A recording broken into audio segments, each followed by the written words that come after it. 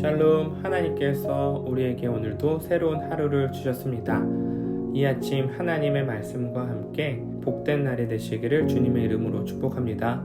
오늘 함께 나눌 말씀은 누가복음 7장 1절부터 10절 말씀입니다. 예수께서 모든 말씀을 백성에게 들려주시기를 마치신 후에 가버나움으로 들어가시니라. 어떤 백부장의 사랑하는 종이 병들어 죽게 되었더니 예수의 소문을 듣고 유대인의 장로 몇 사람을 예수께 보내오셔서 그 종을 구해주시기를 청한지라.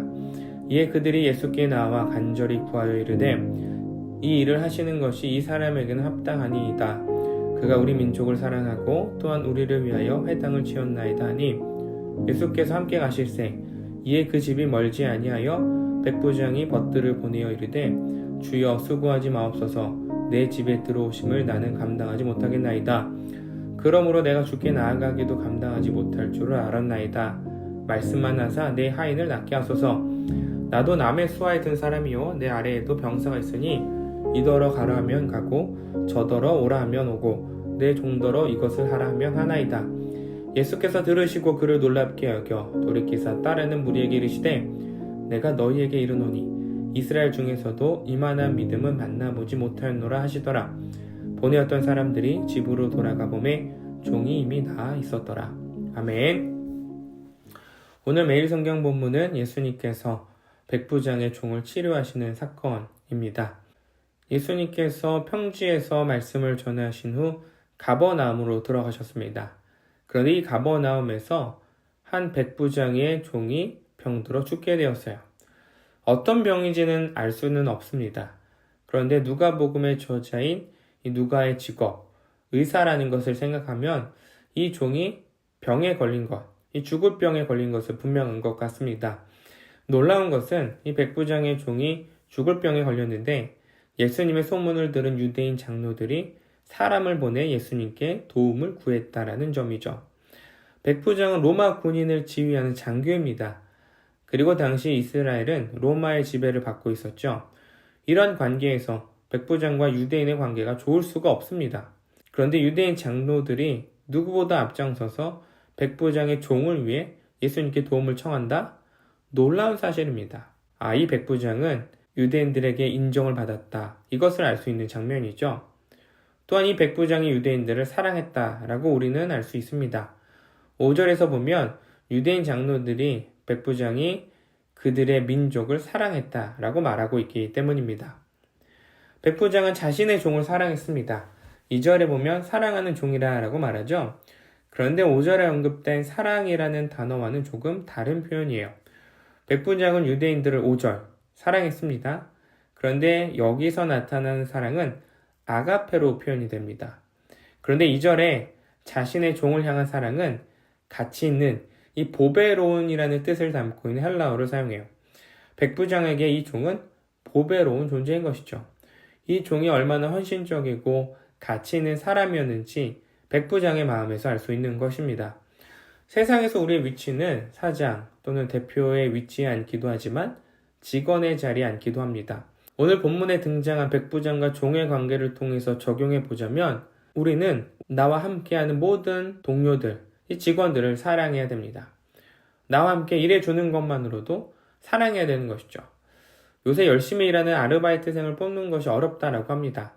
하루 일하고 그만두고 문자로 연락 오고 또 그만두면서 제가 오늘 일한 시간만큼 시급을 보내달라고 연락이 온다고 합니다. 교회도 마찬가지죠. 안타깝지만 교회를 위해서 성심으로 동역해줄 이 좋은 분들을 만나기가 쉽지 않아요.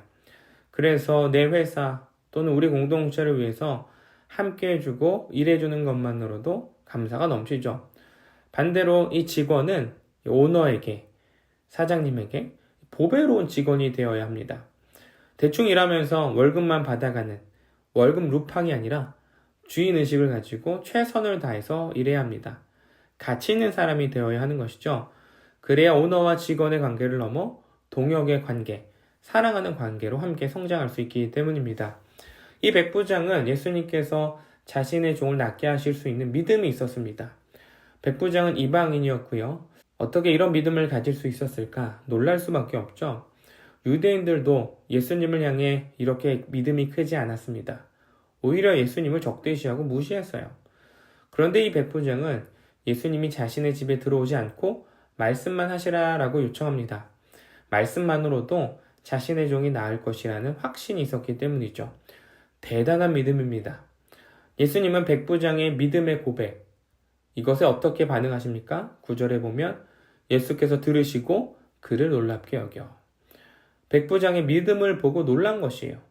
믿음을 기대할 수 없는 이방인에게서 믿음을 보고 들으신 것에 놀라신 것이죠. 이 백부장은 믿음만 있었던 것이 아닙니다. 자신을 낮추는 겸손도 갖추고 있었어요. 로마 군대의 지휘관이었습니다. 백부장은 명령할 수도 있었고요. 자신의 집에 직접 찾아와서 최선을 다하라라고 요청할 수도 있었습니다.